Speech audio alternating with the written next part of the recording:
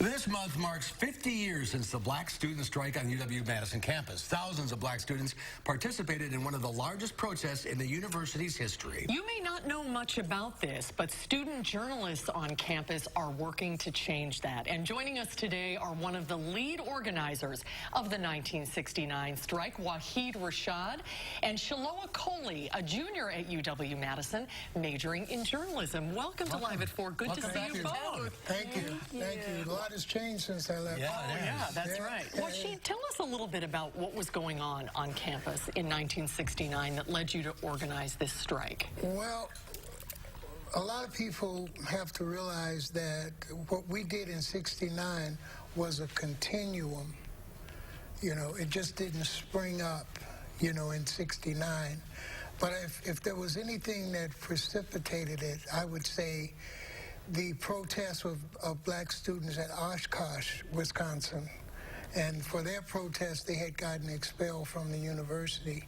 So part of the demands was to reinstate these students because they were just speaking out for a need, okay? And so I would say that that was one of the things. The other demands that we had, which were 12 other demands, were from the past, from '66, from '67, from '68. We had made attempts to get these things done. Did you expect the turnout that happened, one of the largest protests ever? We didn't. We were very, very happy about it. I can say that it is a result of a lot of the work that we did in January of '67, in the summer of '67, in '68.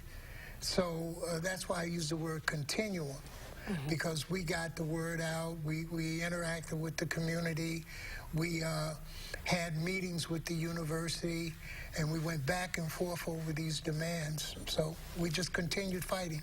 And Shiloah, tell me a little bit about the oral history that you're working on to kind of shine a light on this event. Yeah, so essentially UW Communications reached out to us about wanting to commemorate the 1969 Black Student Strike, and I'm the co-editor-in-chief of the Black Voice, so they reached out to us, and the Black Voice has a history of activism on campus and even helped cover some of the original 1969 Black Student Strike. So we thought it was really important that we be a part of this and really making sure that students recognize the history of what black students have done on this campus, and also inspires us as activists on campus and hoping to make UW-Madison better for students in the future. So we really wanted to collect the oral history and really help with creating this narrative of the importance of what was going on with the 1969 Black Student Strike. Yes, yes. And what went through your mind when you started doing the research and talking to people about what happened that day? I think I didn't even know that much about the history of it. I'd heard it briefly before and seen some signage about it in the Black Cultural Center on campus, but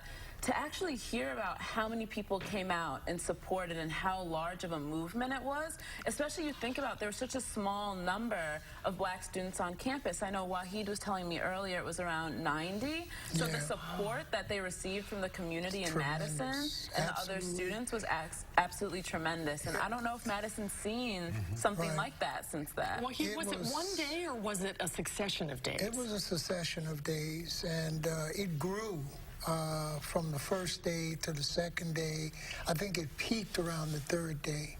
And also when the administration made a mistake and called in the National Guard, that further enraged students. Students that were marginal came out because they felt that that was an intrusion and it was unfair. You know, it was an issue that was internal. It was the students communicating with the university. There is a need. And one of the things I want to emphasize is that we use the commitment that the University of Wisconsin made when they brought us up to say, hey, you're not doing enough.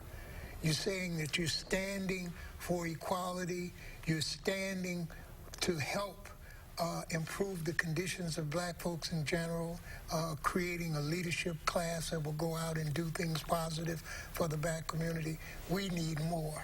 50 years later, where are we? 50 years later, we're in a good place.